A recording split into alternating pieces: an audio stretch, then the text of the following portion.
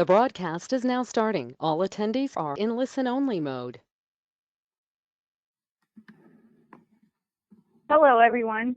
Thank you for joining us today for our webinar entitled Medicaid Promoting Interoperability, Stage 3 in the Final Program Year. Today's presenter is Bruce Mackey, MCEDA Regulatory and Incentive Program Analyst. My name is Liz Jones, and I am today's moderator. Before we begin, I have a few housekeeping items to touch on. We will be keeping the phone lines on mute during today's presentation. If you have a question for Bruce, please type it into the questions box in your GoToWebinar interface. We'll take time at the end of the presentation to answer any questions you have. If for some reason we are unable to get to all of your questions, we will email you directly with an answer following the broadcast. We will be posting the presentation slides and a recording of today's webinar on our website, www.mceda.org. Also, the presentation slides are currently available for download in the handout section of your GoToWebinar interface. Today, Bruce will discuss the Medicaid Promoting Interoperability Program, briefly reviewing the 2021 participation requirements, incentive payment schedule, and objectives and measures.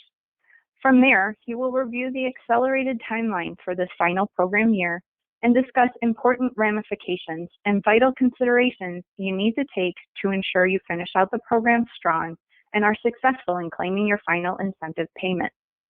Lastly, with any time left, he will address any questions posed by the attendees during the broadcast.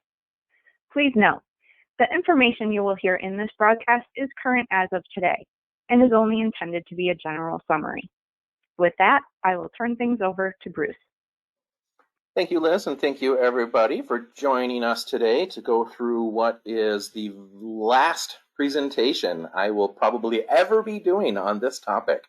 It's hard to believe after 10, 11 years of this program and hundreds of webinars and conference presentations that we are at the very end of the program. We've got a whopping 30 days left in terms of your attestation deadline, and we've got we'll talk through all of that. We just have a handful of slides. This webinar was only 30 minutes. Hopefully we'll leave some time if anyone has any questions at the end as well, but let's go ahead and dive right in. So we haven't seen any changes, nor did we expect to, in terms of participation requirements for the Medicaid PI program, otherwise known as meaningful use. So you have to qualify as one of those eligible professionals. You have to use certified EHR technology. You, of course, have to meet all of the objectives and measures. And then you also have had to previously have participated by 2016. And so as long as you got your foot in the door by 2016, then you are able to continue in the program from there and capture all of the incentives that each clinician is kind of allocated in this. So if you have paused, a lot of clinicians have paused where they, maybe they didn't report last year or the previous year. You don't lose out on those incentives. You can actually go in and pick up where you left off. So I encourage anybody who still has available incentives, and if they're able to meet those meaningful use objectives, go ahead and get that work done. It pays out $8,500 for each one of your meaningful users. And again, as long as you have not received all 6 of those incentive payments, you still got that opportunity to go in. You still got 30 days as of today to go in and get that information in. If you're wondering if any of your clinicians still have uncaptured incentives, go ahead and download, grab the copy of these slides. You can grab those from the GoToWebinar interface right now.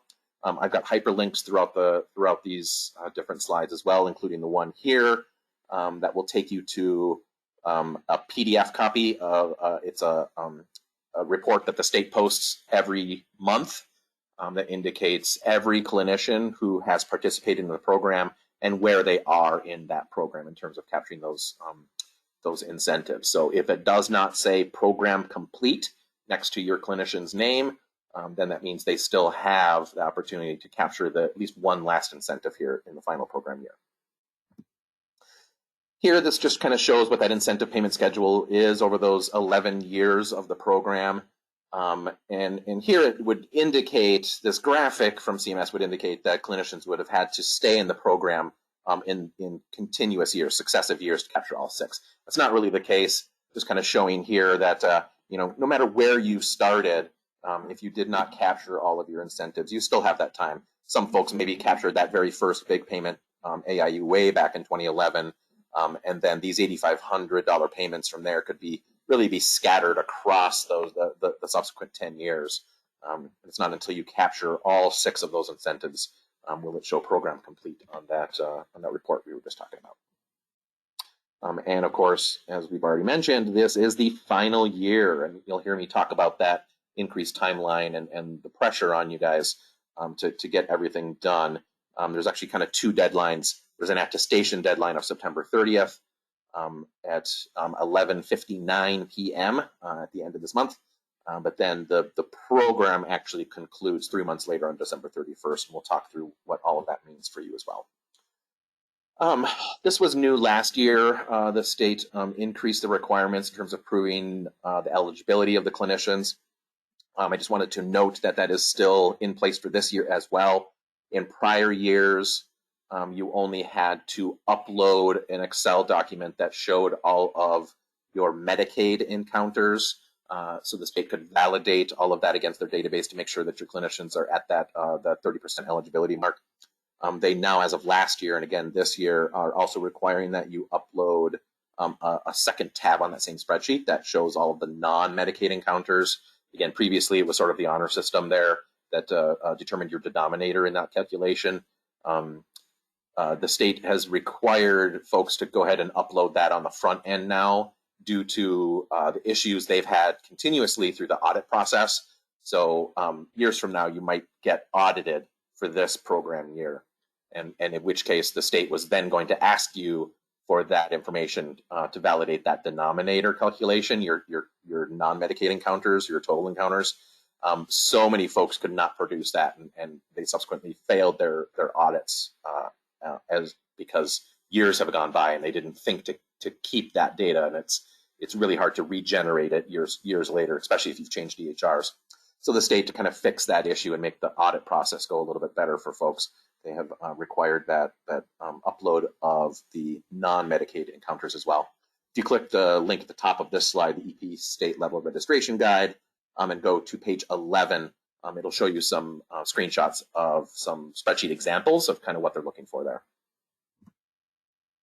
So from a high level, of course, talking about the Medicaid PI program, you've got those 2 components that you're reporting on, the promoting interoperability objectives that contain all of the measures as well, and then also those clinical quality measures.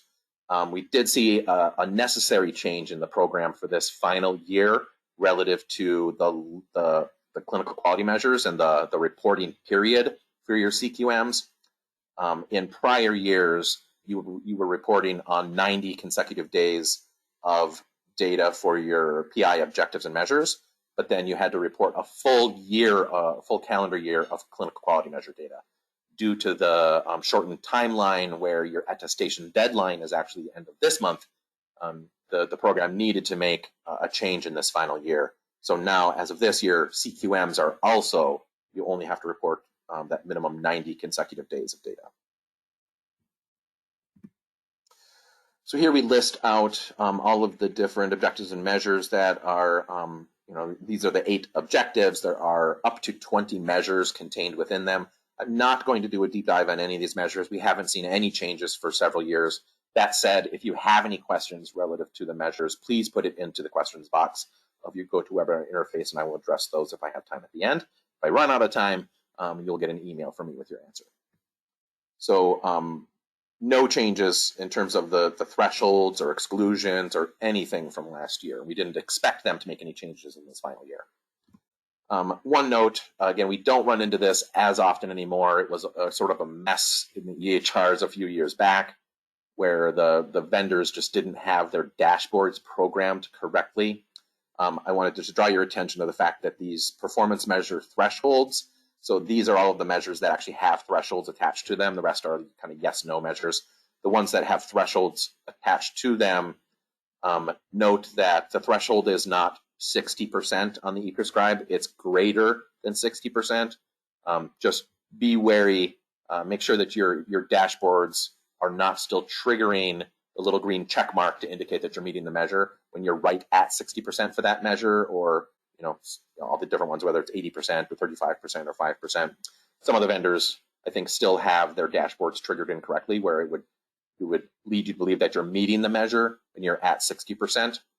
It actually has to be anything above 60%. So it can be 60.01%, and you'd be passing that measure. But you are not passing that measure if you are right at that 60% or 80% or 35%. It needs to be any percentage above that, or fraction of a percent above that.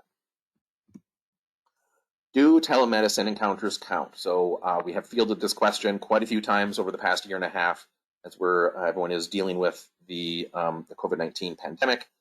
And so from a general sense, yes. So many of you are still doing telemedicine encounters. Just note that those encounters are treated exactly the same as in-office encounters in terms of eligibility and as well as the measures in this program.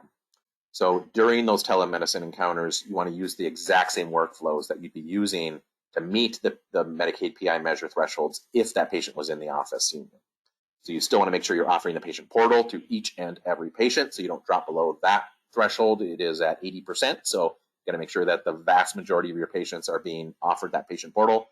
Don't forget to offer it to the telemedicine folks as well. Ensure you're pushing electronic patient education materials to the portal.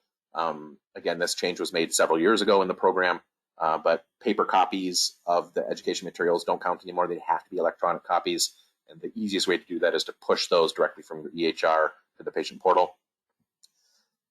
During those telemedicine encounters, you want to make sure that you're reconciling that clinical information.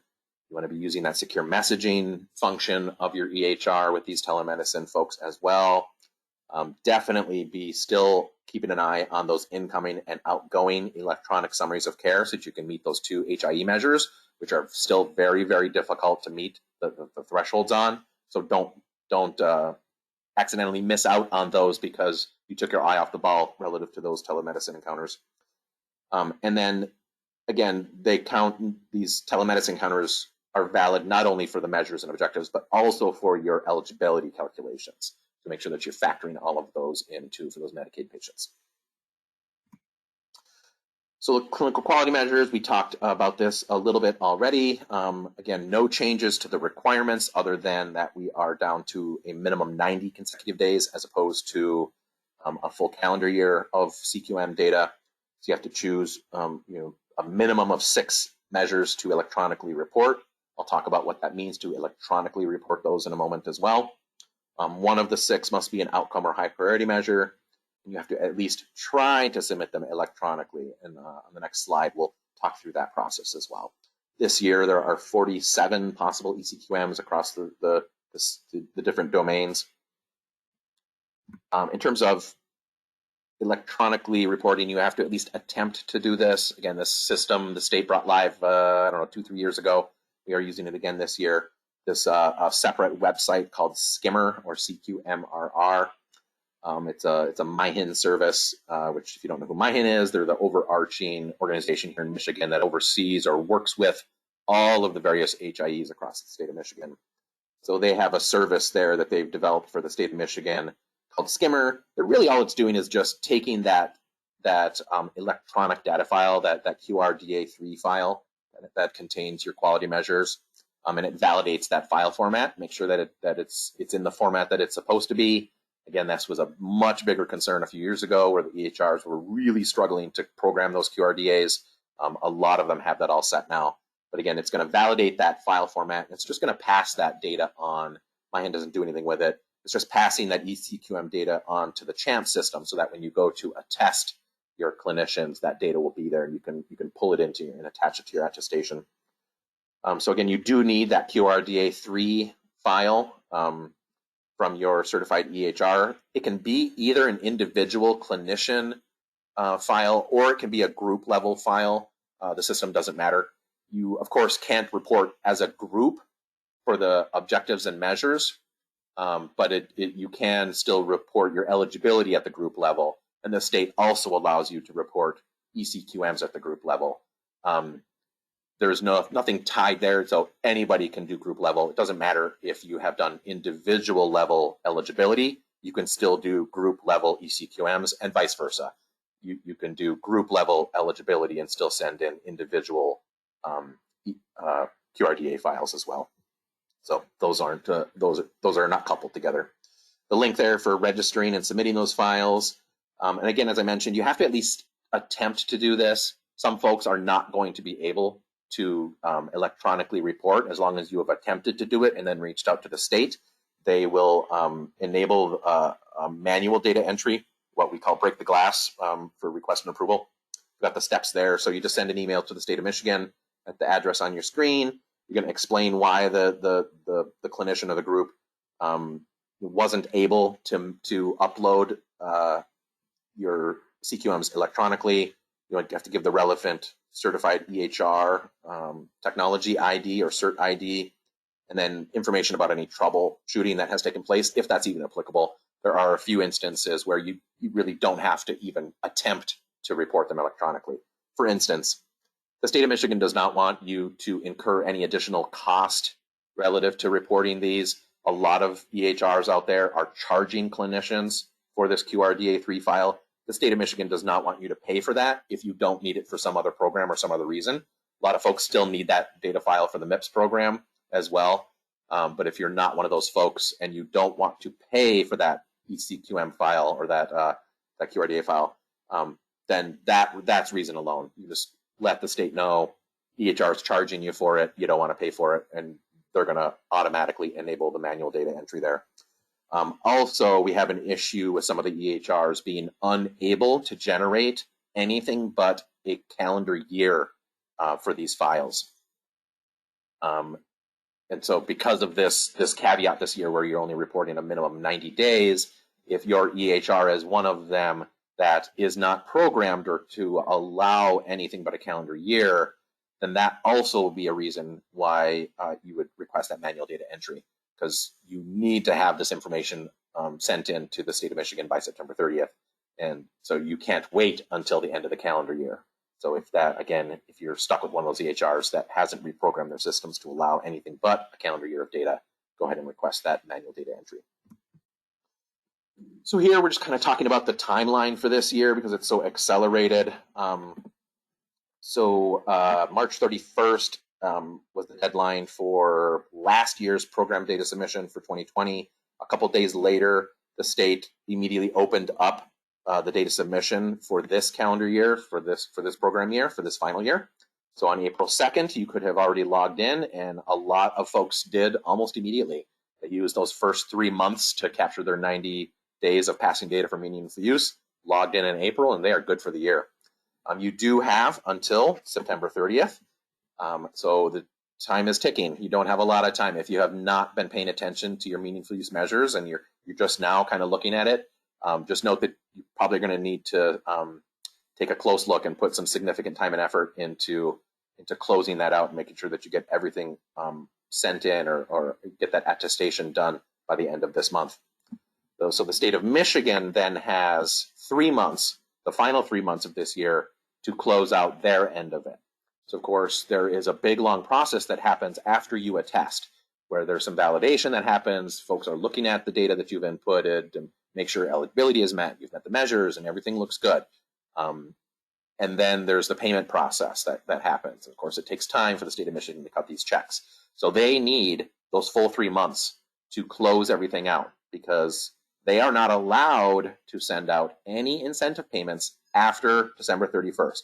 That was built into the original legislation. So by law, they cannot issue payments after December 31st. So that's why we are under a very tight timeline to get everything wrapped up. The state wants to make sure that they can process all of these that come in by the 30th. Last slide here, just some vital considerations to consider. Again, as you're getting tired of hearing me say now, attestations must be submitted by the end of this month. So you've got 30 days. You've got till 11:59 p.m. on September 30th to get everything submitted to the state. You want to report as soon as possible, so don't wait until the end.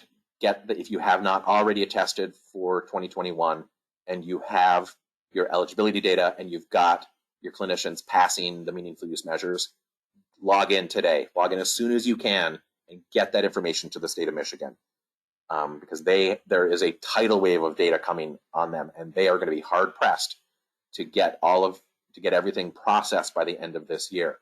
So don't be at the end of that line. Get your information to the state of Michigan ASAP. As I mentioned, due to that legislation, the state cannot issue any incentive payments after December 31st. So there was one additional change that was made to one of the measures, and that is relative to your security risk analysis, your SRA.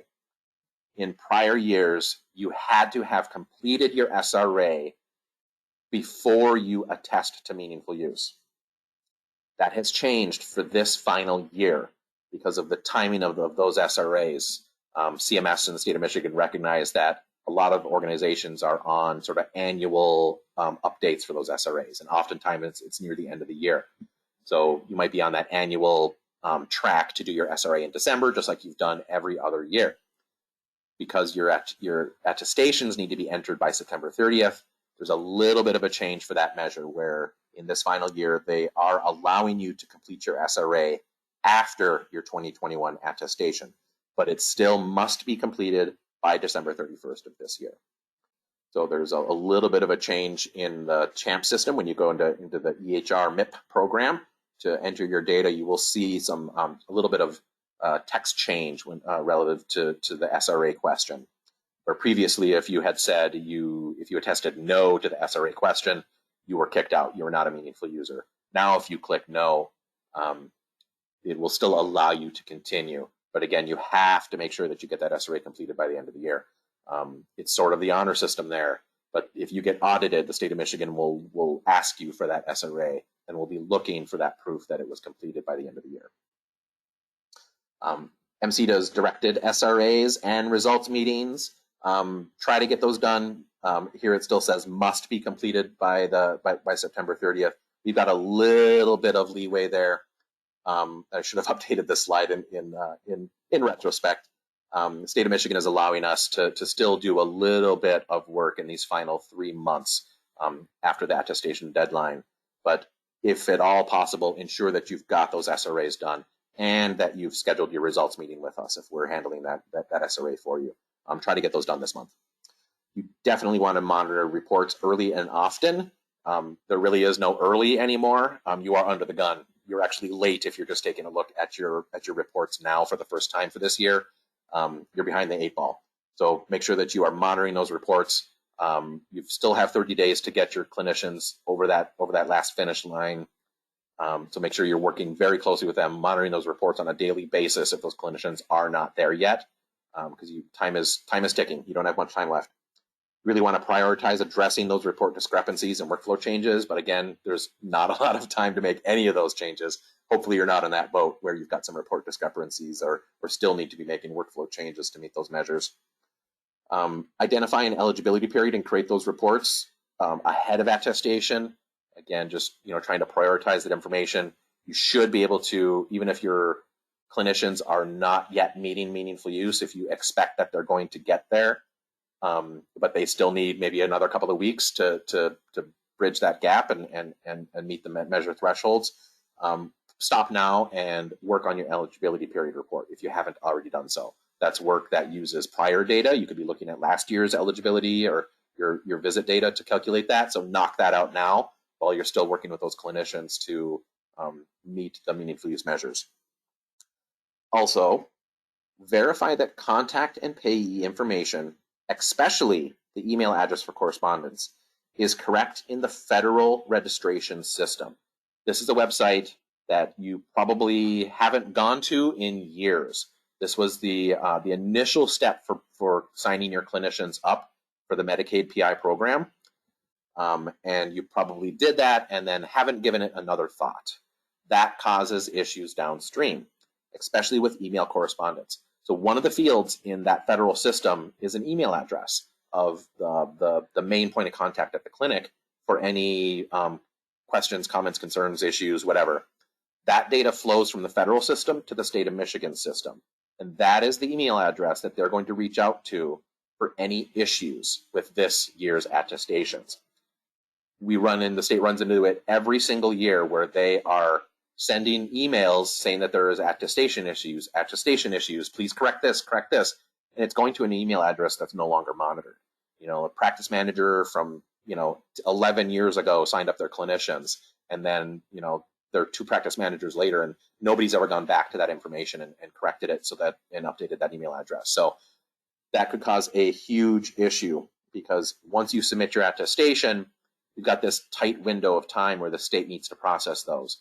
If they can't process it due to an error, they're going to reach out to that email address. Nobody's monitoring that email address. You don't know that there's a problem, and you might miss that last deadline. It would be tragic to meet the meaningful use objectives, do everything correctly in this final year, have one T not crossed, one I not dotted. The state of Michigan is reaching out to you to correct that issue so that they can issue that check, and then it doesn't happen because you're not monitoring the email address that they're sending to. So log into the federal system if you haven't recently. Make sure that information is correct for your clinicians so that you don't get left behind. And for the most part, our state-funded support is ending as of the end of this month. Again, the state did issue us a short little contract to wrap things up, and it's really just to help those clinicians with any loose ends. But for the most part, as of the end of this month, the MCEDA team, for the most part, goes away. We will still have some folks that will be there to assist with those last-minute questions, comments, concerns from the state of Michigan if there were issues with your attestations. But don't count on that time. Again, make sure that you get that information in ASAP, and then monitor those communications from the state to make sure that you get everything processed and you can get those last checks cut. All right, folks, that was it in terms of slides. I have a couple minutes for questions. I do see one question that popped in. Yes. So the question is it possible to turn off the survey requirement at the end of the attestation? Given this is the last year, it is hard to imagine any useful information will be gleaned, especially when considering we have answered the same questions several years in a row. The survey takes a lot of manpower. Unfortunately, we tried. We talked to the state earlier this year with that request, and they're not able to. That is actually part of their requirements from CMS. Again, CMS manages this program. It's CMS's program. They push those requirements down to the state. There are questions. There's data that's being collected in that survey that is required still. Unfortunately, we all know that is a painful survey to have to complete. Unfortunately, the state of Michigan is not allowed to turn it off for this final year. So you do still have to do those surveys. The good note is it's the final time. And unfortunately, you still have to go through that pain and suffering one last time, and I apologize for that. But yes, MCEDA tried to get the state of Michigan to turn that off for this year, and we were unsuccessful because that would violate their requirements with CMS. Okay, folks, if you have any other questions, again, I know there's a lot of activity happening in these last 30 days. If you have any questions, comments, concerns, if there's anything that MCEDA can help you with to make sure that you get that final incentive, do not hesitate to reach out. We really want to ensure that every clinician that meets meaningful use or that can meet meaningful use gets those last incentive payments for this year. So we're going to do whatever we can. We'll bend over backwards to make sure that we give you everything that you need so that you can capture those last incentives. So reach out. If you're working with MCEDA, reach out to your rep.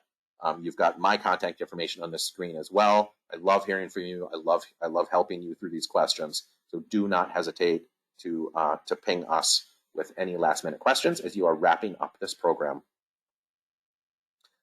With that, I am going to sign off for the final time. Again, after hundreds of presentations on this program, it's hard to believe we are at the very end. But that is it, folks. Thank you so much for joining me on what is my final broadcast on this particular topic. Again, reach out. Let us know if there are any questions, comments, concerns. We're going to do everything we can to make sure you get your last incentive payments. Thank you, folks, and I look forward to seeing you on any future broadcasts on different topics, like possibly the quality payment program. Take care, folks.